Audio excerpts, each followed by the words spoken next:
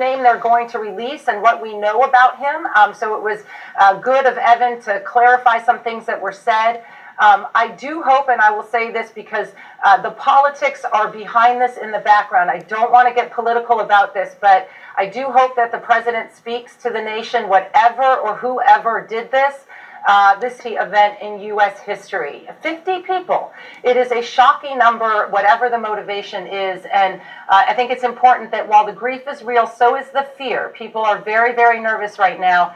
And I think this is the time when, a president needs to speak. Phil Mudd, your reaction to the press conference? Look, I think one of the things we need to focus on is the comparisons to other events. In the comparison in particular to Bataclan, when I hear the press conference and the identification of a name, my first reaction is this does not look like Bataclan. This does not look like Paris. When you look at Paris, Jake, you've got a conspiracy of people who travel, they communicate, they live in the same places. That's a vulnerability for an intelligence professional to try to find who has taken on this poisonous theology and has decided to take it into himself to commit this horrific act. That's almost more of a threat because they can't detect it necessarily. There's no chatter.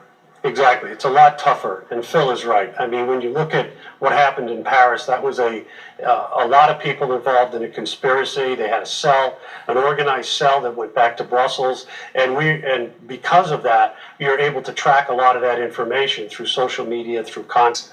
Who had no connection to this at all. That's exactly right. So there's going to be sort of two lanes going on right here. They're coordinated, so people shouldn't think they're not. So there's the investigation, which will be led by the FBI and the Joint Terrorism Task Forces. Right now, every single Joint Terrorism Task Force is activated. They are scrubbing their list. They are figuring out who he is, a lone wolf, who he's been in contact with, his family members. Then there's the second side, which is both the Department of Homeland Security